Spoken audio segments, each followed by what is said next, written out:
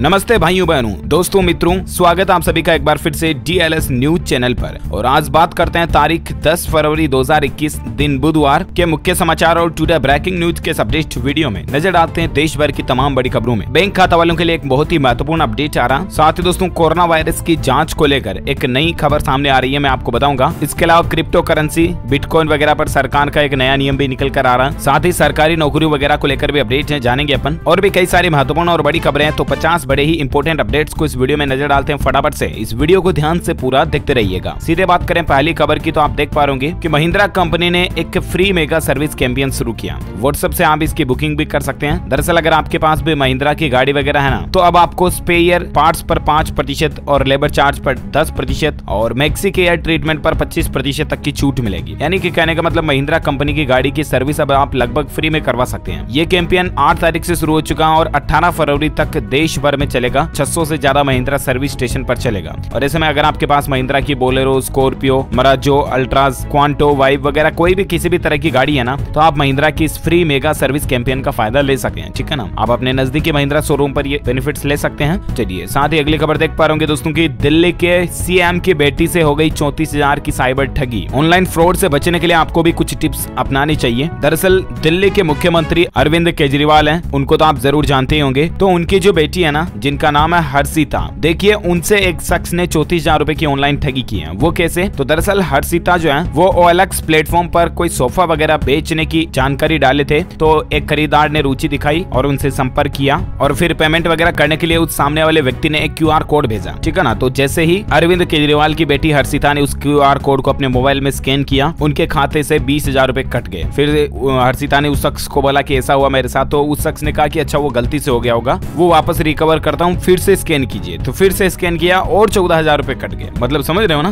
20 और 14 34,000 रुपए की ठगी हो गई। देखिए जरा, मुख्यमंत्री की बेटी के साथ भी ये हो सकता है, तो एक आम आदमी के, आम नागरिक के साथ भी ये हो सकता है। ध्यान रखिएगा। इसलिए मैं आपको बार बार कहता रहता हूँ ना कि आजकल ऑनलाइन ठगी के मामले काफी बढ़ चुके हैं और ऐसे में आपकी सावधानी ही आपके लिए सुरक्षा है। सबसे बड़ा सिक्योरिटी पेच यही है कि आप खुद सावधान रहें और अलर्ट रहें। अब इसमें आपको कुछ बातें जरूर ध्यान में रखनी चाहिए। क्या, मैं आपको बताऊंगा टिप्स। और एक ठगी का मामला देखिए ऐसा ही कि बिना ब्याज लोन दिलाने के नाम पर भी 7 लोगों ने ऑनलाइन ठगी की और 32.40 लाख रुपए की चपत लगा दी। ये देखिए और भी एक ऐसी घटना है। और एक खबर आप देख पा रहे कि अगर सिम KYC के लिए आपको मैसेज आता है तो तुरंत सावधान हो जाए, वरना आपका बैंक अकाउंट खाली हो सकता है। आजकल एयरटेल की सिम कार्ड वाले ग्राहकों को इस तरह का मैसेज आ रहा है। ये देखिए, खुद दिल्ली पुलिस के साइबर क्राइम डिपार्टमेंट की तरफ से ट्वीट किया गया कि एक नए तरीके का SMS फ्रॉड आ रहा है। आपको ऐसा SMS मिलता है कि dear Airtel SIM customer, your KYC has been suspended वगैरह वगैरह। इन नंबरों पर कॉल करें और आप अपनी KYC को वेरीफाई करें। उस नंबर पर अगर आप कॉल लगाते हो तो फिर आपसे कुछ ऐसी जानकारी मांगी जाती है जहां से आपका बैंक खाता खाली हो सकता है, बैंक खाते से पैसे उड़ाए जा सकते हैं। तो आजकल कहने का मतलब दोस्तों, बहुत सारे सिम स्वैपिंग वगैरह हो गया, बहुत सारे ऐसे ATM स्वैपिंग फ्रॉड के तरीके जिनसे लोगों से ठगी हो सकती है। कई लोगों को फोन पे वगैरह में नोटिफिकेशन मिलता है, UPI ID के जरिए आपका कोई पेमेंट कंफर्मेशन करवा रहा हो, आपको उल्टा पागल बना देते हैं कि आपके खाते में पैसे जमा हो रहे हैं, बल्कि आप उस नोटिफिकेशन को कंफर्म कर देते हो तो उल्टा खाते से पैसे कट जाते हैं। समझ रहे हो ना। ऐसे में आपको कुछ टिप्स फॉलो अप करने चाहिए, जैसे कि एक तो ये AnyDesk जैसे मोबाइल ऐप आते हैं ना, PC में जैसे TeamViewer वगैरह आता है, तो इस तरह से आप अपने मोबाइल का रिमोट एक्सेस किसी को ना दें। इसके अलावा पेमेंट करने के लिए सिक्योर UPI सिस्टम का यूज करें और अनजान व्यक्ति के साथ अगर आप कोई पेमेंट करते हो ना, तो उस ट्रांजेक्शन में चेक, RTGS या फिर आप मोबाइल नंबर पर UPI पेमेंट का इस्तेमाल करें। बल्कि दोस्तों, QR कोड स्कैनिंग के जरिए पेमेंट करने का इस्तेमाल बहुत कम करें, न के बराबर करें। अगर बहुत ज्यादा ही जरूरत है तो आप QR कोड को कहीं वेरीफाई करें, उसके बाद पेमेंट एक्सेस करें। अनजान व्यक्ति की तरफ से दिए गए किसी भी QR कोड को आप अपने मोबाइल में स्कैन ना करें। ठीक है ना। इसके अलावा आप किसी को भी OTP वगैरह ना बताएं, किसी लॉटरी या इनाम के लालच में ना फंसें। बैंकिंग एप्स को यूज करते हो तो यूज नहीं आ रहा हो तो फिर उसको बंद कर दें। और आप अपने बैंकिंग एप्स वगैरह पर सिक्योर पासवर्ड रखें। बायोमेट्रिक सिक्योरिटी भी रख सकते हैं, जैसे कि फेस स्कैन, आपका थंब फिंगरप्रिंट वगैरह हो गया। और बाकी तो जैसे कि मैं आपको कई बार बताता हूँ, अपने ATM कार्ड नंबर, आधार कार्ड नंबर, OTP, CVV वगैरह ये डिटेल्स कभी किसी के साथ शेयर ना करें। ठीक है ना, ताकि आप ज्यादा सेफ और सुरक्षित रह पाओगे। और QR कोड से पेमेंट का इस्तेमाल कम से कम करें। मतलब सामने वाले अनजान बंदे को अगर पेमेंट करना है तो QR का यूज ना करें, बल्कि आप ऑनलाइन पेमेंट का इस्तेमाल कर सकते हैं वगैरह वगैरह। नेट बैंकिंग के जरिए मतलब पेमेंट कर सकते हैं। तो इन बातों का ध्यान रखें। हाँ, मुझे पता है जानकारी थोड़ी लंबी हो गई, लेकिन आपके लिए बताना जरूरी था, इसलिए मैंने बताया दोस्तों। अब अपन नजर डालते हैं फटाफट से आज की दूसरी बड़ी खबरों में, जहां अपडेट देखिए आप। होम लोन लेना सस्ता हुआ है। दरअसल HDFC बैंक और केनरा बैंक, इन दोनों ही बैंकों ने अपनी MCLR दरों में कटौती की है और इससे इन बैंकों के लोन रेट में कटौती हुई है। अब कितनी कटौती हुई है तो देखिए आप जरा। HDFC बैंक की ताजा MCLR दरें क्या है 1 मंथ के लिए और 3 ईयर तक के लिए, अलग अलग डिटेल्स यहाँ पर दी हुई है। इसी तरह से केनरा बैंक ने भी अपनी MCLR में 0.10% तक की कटौती की है और उसके बाद केनरा बैंक की MCLR रेट कितनी है तो आप स्क्रीन पर देख सकते हैं। कहने का मतलब इन दोनों बैंकों में हाल ही में होम लोन सस्ता हुआ है, जो कि कल से नई रेटें लागू हो चुकी हैं। ओके, अगली खबर देखिए आप। असम राज्य में कांग्रेस ने घोषणा पत्र के लिए सुझाव मांगे हैं और जीतने वालों को आईफोन केस वगैरह भी इनाम में देगी। दरअसल असम के असेंबली इलेक्शन की तैयारियां चल रही हैं और ऐसे में गौरव गोगोई ने लोगों से कहा कि जो सुझाव या घोषणा पत्र के लिए वीडियो वगैरह जो सुझाव दे रहे हैं उन लोगों को इनाम दिए जाएंगे और आईफोन वगैरह और नकद इनाम भी दिए जाएंगे। मतलब देखिए आप कि अब चुनाव के घोषणा पत्र भी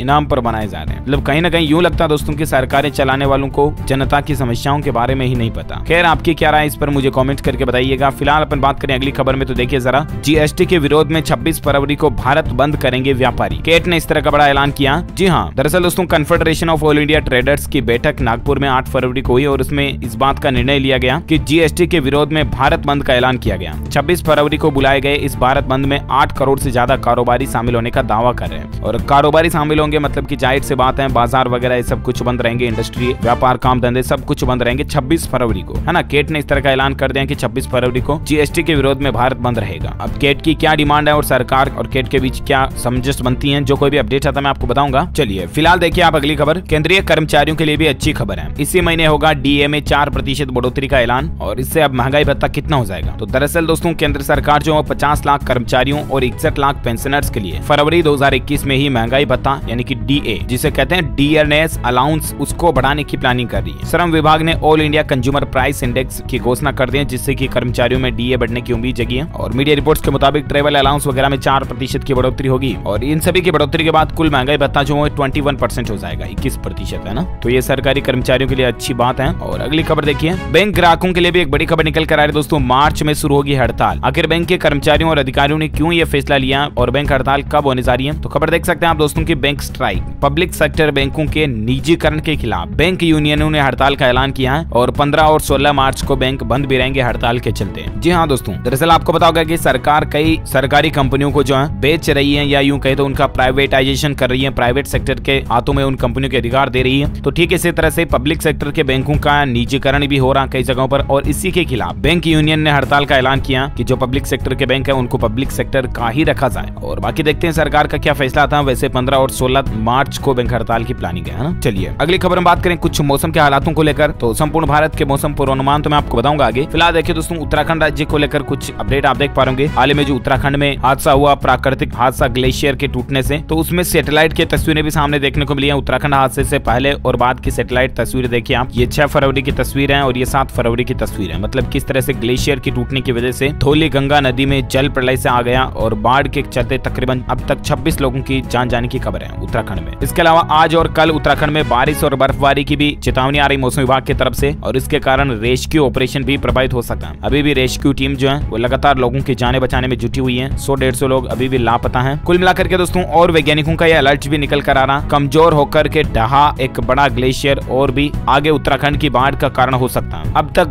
कुल 31 लोगों के जान जाने की खबर सामने आ रही है, जबकि 117 लोग अभी भी लापता हैं उत्तराखंड के उस हादसे में। और बाकी मौसम विभाग की ये भी अलर्ट आ रहा दोस्तों की फिर सक्रिय हुआ पश्चिमी विक्षोभ। इन राज्यों में बारिश के आसार भी बन रहे हैं। दिल्ली, उत्तर प्रदेश, बिहार सहित देश के अलग अलग राज्यों में संपूर्ण भारत का आज 10 फरवरी 2021 का मौसम पूर्वानुमान आखिर क्या कहता है, तो मैं आपको बता दूं कि अगले 24 घंटों के दौरान जम्मू कश्मीर, गिलगित बाल्टिस्तान, मुजफ्फराबाद और लद्दाख में हल्की बारिश और बर्फबारी हो सकती है। वहीं हिमाचल प्रदेश के भी ऊंचाई वाले इलाकों में कहीं कहीं हल्की बारिश और बर्फबारी होने की संभावना है। और बाकी उत्तराखंड में आंशिक बादल छाने और गर्जना के साथ 1-2 स्थानों पर थोड़े समय के लिए बौछारें गिरने के आसार है। वहीं पंजाब, हरियाणा, दिल्ली, उत्तराखंड और पश्चिम उत्तर प्रदेश के कुछ हिस्सों में घना कोहरा छाए रहने की भी संभावना है। बाकी पंजाब, हरियाणा और उत्तर प्रदेश में रात के तापमान में हल्की बढ़ोतरी देखने को भी मिल सकती है। तो ये रहा मौसम विभाग का अलर्ट वेदर अपडेट। और वहीं सराफा बाजार में सोने चांदी के रेट की बात करें तो देखिए खबर कि गोल्ड में अच्छी बढ़त देखी गई है, लेकिन चांदी सस्ती हुई है। आज के नए रेट क्या हैं? तो दरअसल सोने के भाव 495 रुपए प्रति 10 ग्राम बढ़े और उसके बाद अभी सोने के रेट रेट 495 रुपए प्रति 10 ग्राम बढ़े और उसके बाद अभी सोने का रेट जो है वो 47,559 रुपए प्रति 10 ग्राम हो गया है ना। और वहीं चांदी की बात करें तो चांदी में 99 रुपए की गिरावट के बाद अभी चांदी का रेट 68,391 रुपए प्रति किलो पहुंच गया है। ओके, और बाकी देखिए आप कोरोना वायरस को लेकर कुछ अपडेट आ रहे हैं। एक तो वैक्सीनेशन यानी कि टीकाकरण पर सरकार का दावा निकल कर आ रहा है कि कोरोना का टीका लगाने के बाद 7.5 लाख लोगों में 97% लोग संतुष्ट हैं। एक सर्वे में इस बात का पता चला है। और अब तक दोस्तों भारत में कुल 65,28,000 से भी ज्यादा लोगों का टीकाकरण यानी कि वैक्सीनेशन हो चुका है। 11 राज्यों में 40% से कम हेल्थ केयर वर्कर्स का वैक्सीनेशन हुआ। ये कुछ राज्यों का लिस्ट और ग्राफ भी आप स्क्रीन पर देख सकते हैं। ओके, और एक अपडेट देखिए कोरोना को लेकर। उत्तर प्रदेश में योगी आदित्यनाथ सरकार की रणनीति जो है वो कारगर रही है और यूपी के 37 जिलों में कोरोना का एक भी नया केस नहीं देखा गया पिछले 24 घंटों के दौरान। तो ये वाकई में राहत की बात है यूपी में। और बाकी देखिए दिल्ली समेत इन राज्यों में भी कोरोना वायरस से एक भी मौत नहीं हुई है 24 घंटों के आंकड़ों के दौरान। मतलब कि पिछले 24 घंटों के दौरान दोस्तों दिल्ली सहित कई राज्य ऐसे जहां एक भी लोगों की कोरोना के कारण जान जाने की खबर नहीं आई है, जो कि वाकई में दिल्ली वासियों के लिए भी अच्छी खबर है। चलिए, और कोरोना पर एक खबर आप देख सकते हैं दोस्तों कि स्वास्थ्य मंत्रालय ने राज्यों से कहा कि 6 मार्च तक पहली डोज देने का काम पूरा करें और टीकाकरण से 97% लोग तो सेटिस्फाइड हैं ही। और बाकी दोस्तों कोरोना पर टेक्नोलॉजी से संबंधित एक अच्छी खबर भी आ रही है। देखिए एक नया इनोवेशन है, स्मार्ट वॉच बताएगी कि यूजर में कोरोना के लक्षण हैं या नहीं। जिस तरह से दोस्तों आजकल की कई सारी कंपनीज हैं इस तरह की स्मार्ट वॉच निकाले हुए जिनसे कि आप हार्ट रेट वगैरह और आपके चलने की स्पीड वगैरह ये चीजें एक्सरसाइज वगैरह इन चीजों को नोट कर सकते हैं। राइट, मेजर फीचर ये आता है कि आप हार्ट रेट चेकअप कर सकते हैं। कई सारे फिटनेस बैंड वगैरह भी आते हैं इस तरह के। तो कहने का मतलब अब इस तरह की स्मार्ट वॉच भी आ रही है जिससे आपको ये पता चल जाएगा कि कोरोना के लक्षण है या नहीं। और वैज्ञानिकों का यानी कि शोधकर्ताओं का ये दावा है कि इससे महामारी पर काबू पाने में भी सफलता मिल सकती है। तो ये वाकई में अच्छी बात है। अच्छा, बाकी भारत में कोरोना के आंकड़ों की बात करें तो अब तक कुल संक्रमितों की संख्या जो है 1,08,54,000 से भी ज्यादा हो चुकी है, जिसमें से 1,39,000 एक्टिव केस हैं यानी कि सक्रिय हैं जिनका अभी इलाज चल रहा है। जबकि इस वायरस के कारण भारत में कुल मरने वालों की संख्या का आंकड़ा 1,55,200 से भी ज्यादा पहुंच चुका है। तो ये तो भारत में ताजा कोविड डेटा। राइट, और बाकी दोस्तों किसान आंदोलन वगैरह को लेकर क्या कुछ अपडेट चल रहे हैं तो देखिए जरा कि एक तो कृषि कानून पर विदेश में भ्रम फैलाने वाले लोगों पर लगाम लगाने के लिए सरकार ने एक प्लान बनाया है। क्या है तो दरअसल दोस्तों विदेश में जो कृषि कानूनों को लेकर कोई लोग भ्रम फैला रहे हैं ना, तो उनके लिए भारतीय दूतावासों और उच्चायोग को विदेश मंत्रालय की तरफ से भारत के पक्ष को स्थानीय राय बनाने वालों और भारतीय समुदाय के माध्यम से रखने को कहा गया। कुल मिलाकर के सरकार चाहती है कि विदेशों में कृषि कानून तक की बातें ना जाए तो ही ज्यादा बेहतर है, क्योंकि वो कहते हैं ना कि घर की बात घर में रहे। ऐसा मतलब है कि भारत की बात भारत में रहे तो ज्यादा बेटर है, क्यों विदेशों तक ले जाने की जरूरत है ना। और बाकी जो लाल किले पर 26 जनवरी के दिन उपद्रव हुआ था उस पर एक बड़ी कार्रवाई देखने को मिल रही है। 15 दिन बाद गिरफ्तार दीप सिद्धू 7 दिन की रिमांड पर महिला मित्र के जरिए ये वीडियो वगैरह अपलोड करवा रहे थे। फरारी के दौरान सिद्धू सोशल मीडिया पर लगातार एक्टिव भी थे और वे अमेरिका में रह रही फ्रेंड के जरिए वीडियो वगैरह पोस्ट करवा रहे थे। तो इनको 15 दिन बाद गिरफ्तार कर लिया है। पंजाबी एक्टर दीप सिद्धू हैं। इनको कोर्ट ने 7 दिन की पुलिस रिमांड पर भी भेज दिया। बाकी देखते हैं आगे और क्या अपडेट आता है, मैं आपको बताऊंगा। अच्छा, अब नजर डालते हैं कुछ और बड़ी खबरों में, जहां एक तो सबसे पहले मैं आपको एक अमेजिंग चीज बताता हूं। देखिए जरा कि अनजाने में मिली लाखों में एक तस्वीर। अमेरिकी फोटोग्राफर ने प्लेन की सूरज के साथ एक दुर्लभ तस्वीर ली है और दुनिया भर में इसकी चर्चा भी हो रही है। एक बहुत ही जिसे कहते हैं ना रेयर फोटो है, आपको भी जरूर देखनी चाहिए। ये तस्वीर जो आप स्क्रीन पर देख पा रहे होंगे लगता तो यूं सिंपली है कि ये कंप्यूटर से बनाई हुई तस्वीर लगती है, राइट, लेकिन ये वो नहीं है बल्कि नेचुरल खींची हुई तस्वीर है, जिसमें सामने आपको जो गोला दिख रहा है ये सूरज है, रियल सूरज है। और ये हवाई जहाज जो उड़ रहा है ये भी रियल हवाई जहाज है, ना कि कोई ये फिल्मी शीन की तरह बनाई हुई कोई कंप्यूटर जनरेटेड तस्वीर नहीं है, बल्कि दोस्तों ये एक नेचुरल तस्वीर है। ये शख्स जो आप स्क्रीन पर देख पा रहे होंगे इनको क्या है कि सूरज की तस्वीरें लेने का बहुत शौक है। अब तक ये हजारों सूरज की फोटो कैप्चर कर चुके हैं और ये ऐसे ही एक और सूरज की फोटो ले रहे थे ना टेलीस्कोप के जरिए, तभी ये सामने से एक प्लेन गुजरा। ये प्लेन यूनाइटेड एयरलाइंस का था जिसने न्यू जर्सी के लिए उड़ान भरी है और कुछ सेकंड्स के लिए ये सूरज के सामने से गुजरा था और तभी उसी मोमेंट पर तस्वीर को कैप्चर किया। दैट्स ग्रेट एंड अमेजिंग, और इसलिए मैंने भी आपको ये तस्वीर बता दिया है ना। और इसी बात पर तो एक लाइक बनता है यार, इस वीडियो पर दिल से लाइक कर दीजिए दोस्तों। इतनी मेहनत से हम आपके लिए सिर्फ काम की खबरें रोजाना सेलेक्ट करके लिए लेकर आते हैं, तो वीडियो को लाइक जरूर कर देना। और अगर आपको लगता है कि वाकई में DLS न्यूज चैनल पर काम की खबरें और महत्वपूर्ण समाचार आते हैं तो आप इस चैनल को सब्सक्राइब करके बेल आइकन भी दबा देना। इससे होगा ये कि आप हमारी फैमिली के साथ जुड़ जाओगे, DLS न्यूज फैमिली के साथ, जो कि वाकई में एक दमदार बात होगी। इसलिए सब्सक्राइब करके बेल आइकन भी जरूर दबा देना। ओके, और अपन आगे बढ़ते सीधी अगली खबर में। कुछ और 10-15 बड़ी खबरें हैं जो महत्वपूर्ण मैं आपको फटाफट से बता देता हूँ। वीडियो को पूरा देखिएगा, अभी तक कहीं जाइएगा मत, ठीक है ना। खबर देखिए दोस्तों कि घर का रेंट चुकाने पर 1,000 रुपए मिलेंगे अब आपको। क्रेडिट कार्ड पर पेटीएम ने एक नया फीचर शुरू चुकी हैं। जी हाँ, दरअसल घर का किराया चुकाने में सबसे बड़ी टेंशन ये होती है कि एकमुश्त एक बड़ी रकम चली जाती है और दूसरा ये कि आपको उस वक्त पैसे नहीं होते हैं तो दिक्कत आती है। लेकिन पेटीएम ने आपकी इस मुश्किल को आसान कर दिया। अगर आपके पास डेबिट कार्ड के अलावा क्रेडिट कार्ड भी है तो आप अपने मकान का किराया पेटीएम के जरिए दे सकते हैं और उस पर आपको 1000 रुपए तक का कैशबैक भी मिल जाता है। ओके,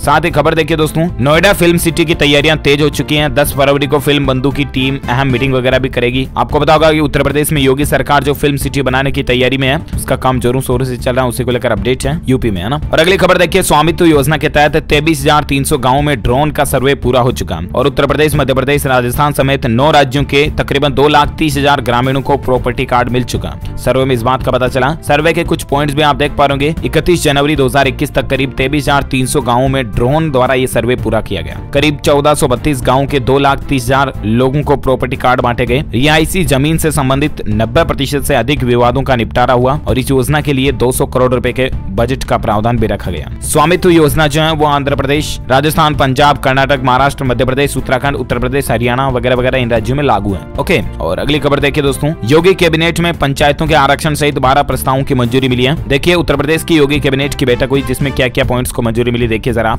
कौसांबे में निर्माणाधीन 15 सूट गेस्ट हाउस से जुड़ा प्रस्ताव मंजूर कर दिया और वगैरह वगैरह। ज्यादा जानकारी आप देख सकते हैं अगर आप यूपी के निवासी हैं तो आपके लिए इंपॉर्टेंट है, तो वीडियो को पॉज करके देख लीजिएगा। चलिए, साथ ही अगली खबर है 5G इंटरनेट को लेकर अभी स्टेटस क्या चल रहा है। तो दोस्तों 5G का ट्रायल जो अगले 2-3 महीनों में आ सकता है। जियो और एयरटेल जो है सबसे पहले 5G सेवाएं लॉन्च कर सकते हैं। इस तरह की प्लानिंग चल रही है। कुल मिलाकर के साल 2021 के दौरान आपको 5G देखने को मिल सकता है। दुनिया में 5G का स्टेटस क्या चल रहा था आप देख सकते हैं। 59 देशों ने 118 ऑपरेटर को 5G नेटवर्क संचालन करने का अधिकार दे दिया और 7% आबादी जो दुनिया की उसके पास 5G नेटवर्क आ भी चुका है। 20% आबादी 2025 तक 5G के दायरे में आने की उम्मीद है। 7 से 8% चीन की आबादी 5G सेवा के दायरे में आ चुकी है। अभी तक दुनिया में 5G की ये स्थिति है। ओके, अगली खबर देखिए दोस्तों, फेयरवेल स्पीच के दौरान भावुक हुए कांग्रेस नेता गुलाम नबी आजाद। उन्होंने कहा कि मुझे हिंदुस्तानी मुसलमान होने का गर्व है और इसी मौके पर भारत के प्रधानमंत्री नरेंद्र मोदी भी राज्यसभा में भावुक हो गए। गुलाम नबी आजाद की विदाई के भाषण के दौरान पीएम मोदी की आंखों से आंसू निकल गए। और देखिए दोस्तों, पहली बार ऐसा कोई घटना हमें देखने को मिल रही है जिसमें क्या कि विपक्ष के नेता के लिए कोई प्रधानमंत्री जो है भावुक होता है, तो वाकई में मतलब एक कितनी निष्पक्षता की भावना देखने को मिलती है। राज्यसभा में विपक्षी नेता के लिए पीएम मोदी भावुक हुए, उनकी आंखों से आंसू निकल गए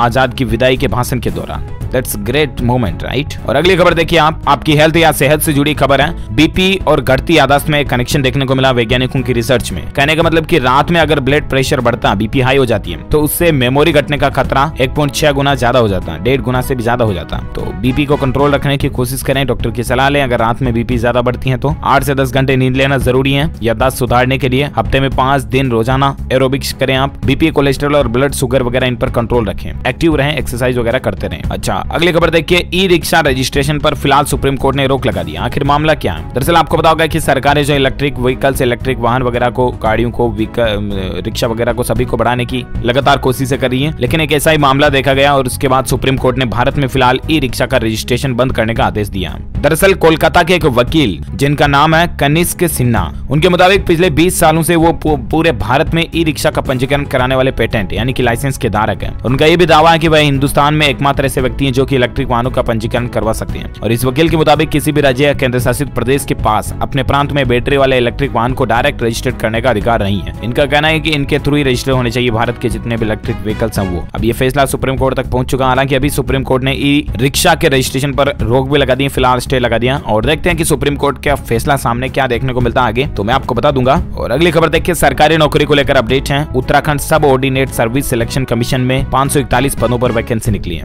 10 फरवरी यानी आज से इसके फॉर्म भरना भी शुरू हो जाएंगे। पदों की संख्या 541 है। योग्यता बीकॉम मांगी है। आयु सीमा 18 से 42 साल तक के स्टूडेंट्स, कैंडिडेट्स इसके लिए अप्लाई कर सकते हैं। लास्ट डेट है 26 मार्च, तब तक आप ऑनलाइन अप्लाई कर सकते हैं। और ऑफिशियल वेबसाइट है sssc.uk.gov.in। ओके, अगर आप इसमें फॉर्म भरते हैं, तैयारी करते हैं तो बेस्ट ऑफ लक आपको हमारी तरफ से। और अगली खबर देखिए आप, वर्चुअल करेंसी, क्रिप्टो करेंसी को लेकर अपडेट है दोस्तों। क्रिप्टो करेंसी पर जल्दी कानून आएगा। सरकार का कहना है कि फिलहाल इसे सीधे रेगुलेट करने के लिए कोई कानूनी ढांचा ढांचा नहीं है। और ऐसा में बिटकॉइन वगैरह जितने भी वर्चुअल करेंसी जाना है, इसको लेकर भारत सरकार जल्दी कोई नया बिल, कानून, विधेयक ला सकती है। तो आगे क्या अपडेट आता मैं आपको बताता रहूंगा। फिलहाल अगली खबर देखिए, जम्मू कश्मीर में भारत का हर नियम कानून होगा मान्य। राज्य पुनर्गठन विधेयक राज्यसभा से पास हो चुका है और अब जम्मू कश्मीर में कुल मिलाकर के पूरी तरह से भारत के सभी हर एक विधि, विधेयक, कानून, नियम लागू होंगे। ओके, जम्मू वासियों के लिए भी अच्छी बात है और भारत के दूसरे राज्य के लोग जो जम्मू में जाकर कोई बिजनेस, काम धंधा करना चाहते हैं उनके लिए भी ये राहत की बात है ना। और अगला अपडेट देखिए दोस्तों कि इस नए शहर में नहीं होंगे ट्रैफिक सिग्नल, निजी और कमर्शियल वाहनों के लिए अलग लेन वगैरह होगी। दरअसल यमुना अथॉरिटी अलीगढ़ के टप्पल के पास टप्पल बजाना अर्बन सेंटर के नाम से और मथुरा में राया के पास नए वृंदावन के नाम से एक नई सिटी या शहर बना रही है। और इसकी खास बात यह होगी कि नए शहर में बसने वाले लोगों को रोजगार के लिए कहीं दूर न जाना पड़े और कारोबार भी अपने ही शहर में करने का मौका मिल जाए। इस तरह से इसको बनाया जा रहा और शहरों को इस तरह की टेक्नोलॉजी के रोड और सिग्नल बनाए जाएंगे जिसमें ट्रैफिक सिग्नल नहीं होंगे। आपको कहीं पर भी लाल बत्ती वगैरह में रुकने की जरूरत नहीं पड़ेगी, समझ रहे हो। और अगली खबर देखिए दोस्तों, बिहार राज्य को लेकर अपडेट है। बिहार में अपराधियों पर अंकुश लगाने की तैयारी चल रही है। अगर अपराध में दोबारा नाम पाया गया तो फिर जमानत रद्द होगी और सजा ही होगी, समझ रहे हो ना। बिहार में अब अपराधियों की जमानत रद्द करके पुलिस उन पर अंकुश लगाने जा रही है। अगर कोई एक ही अपराधी दो बार किसी अपराध में या अलग अलग अपराध में पाया जाता है तो फिर उसको जमानत नहीं होगी, फिर उसको सजा होना कंफर्म है। तो बिहार राज्य में ये नियम लागू हो चुका है और मैं तो ये कहता हूँ दोस्तों कि दूसरे राज्यों में भी इस तरह का नियम लागू होना चाहिए, क्योंकि जो एक बार अपराध करके दूसरी बार कर सकता है तो जाहिर सी बात है उसको छोड़ दिया तो तीसरी बार भी कर सकता है, राइट। इसलिए सजा होगी तभी तो अक्ल लगेगा ना उसको, तो सजा होनी चाहिए। कम से कम दूसरी बार पर तो सजा होनी ही चाहिए कि एक बार मान लो उसकी गलती को माफ कर दिया, भूल गया, जो कुछ भी है, दूसरी बार गलती की तो सजा कंपलसरी रखो यार। और अगली खबर देखिए, हरियाणा सरकार को हाई कोर्ट से झटका लगा है। खेल और स्कूल विशेष सहायकों की भर्ती पर फिलहाल रोक लगाने का आदेश है हरियाणा हाई कोर्ट की तरफ से, है ना। और बाकी आगे क्या अपडेट आते हैं मैं आपको बताऊंगा। अगली खबर देखिए, परीक्षा पे चर्चा। प्रधानमंत्री मोदी के साथ छात्र लोग, स्टूडेंट्स भाई लोग जो है वो पीएम मोदी के साथ रूबरू होंगे और परीक्षा से जुड़ी टिप्स और ट्रिक्स के बारे में चर्चा भी करेंगे। तो पीएम मोदी जो इस बार भी बोर्ड एग्जाम्स के सीजन के दौरान परीक्षा पे चर्चा का कार्यक्रम रखने जा रहे हैं। और हालांकि इसकी डिटेल्स अभी तक नहीं आई, तारीख वगैरह, लेकिन बहुत जल्द परीक्षा पे चर्चा 2021 कार्यक्रम की न्यू डिटेल्स आपको देखने को मिलेगी, है ना, जिसमें भारत के प्रधानमंत्री खुद जो है देश के छात्रों के साथ संवाद करेंगे, कनेक्ट होंगे और बातचीत चर्चा करेंगे। इसकी तारीख वगैरह आएगी तो मैं आपको बता दूंगा अपडेट। और एक खबर देखिए, आप कार, बाइक, मोटरसाइकिल वगैरह खरीदने वालों के लिए बड़ी राहत की बात है। इस साल भी थर्ड पार्टी इंश्योरेंस प्रीमियम नहीं बढ़ेगा, यानी कि मोटरसाइकिल, बाइक वगैरह की रेटिंग इस बार ज्यादा नहीं बढ़ेगी, है ना। इरेडा की तरफ से ये अपडेट निकल कर आ रहा। अच्छा, साथ ही अगली खबर आप देख पा रहे, बिहार में पंचायत चुनाव 2021 के लिए जो है वो 25 फरवरी से वोटर लिस्ट उपलब्ध हो जाएगी। अगर आप वोटर लिस्ट देखना चाहते हैं तो इस बार आपको फीस भी देनी पड़ेगी, हालांकि ज्यादा नहीं है। प्रति पृष्ठ मतदाता सूची के आपको 2 रुपए फीस देनी पड़ेगी। आप मतदाता पूरी लिस्ट देख सकते हैं। ओके, बिहार में भी चुनाव की तैयारियां चालू हो चुकी है। और इसके साथ ही दोस्तों आज दिन भर की तमाम बड़ी खबरें, मुख्य समाचार, हेडलाइंस न्यूज का अपडेट वीडियो ये फिनिश होता है। और आप मुझे नीचे कमेंट करके बताइएगा दोस्तों की लड़कियों के वोट डालने की उम्र कितनी है। जिस तरह से लड़कों के वोट डालने की उम्र 18 साल है, 18 साल से ऊपर का कोई भी लड़का वोट डाल सकता है, इस तरह से लड़कियों के लिए वोट डालने की उम्र कितनी है, कमेंट करके बताइए मुझे। जो लोग इसका सही जवाब इस वीडियो के नीचे कमेंट बॉक्स में देंगे ना, वो रैंडमली पिक किए जाएंगे हमारी डीएलएस न्यूज टीम की तरफ से और आप जीत सकते हैं एक शानदार सरप्राइज गिफ्ट जो कि गिव के रूप में आप तक पहुंचे दिया जाएगा। और इसके साथ ही अगर आपको ये वीडियो अच्छा लगा तो इसे लाइक करना, शेयर भी करना अपने दोस्तों के साथ फेसबुक और व्हाट्सएप पर। और अगर आप डीएलएस न्यूज चैनल पर पहली बार आए हैं ना, तो चैनल को सब्सक्राइब करके बेल आइकन जरूर दबा देना ताकि आपको रोजाना के ताजा अपडेट्स तुरंत आपके मोबाइल पर मिलते रहेंगे। Thank you, take care, good bye, जय हिंद, जय भारत, वंदे मातरम।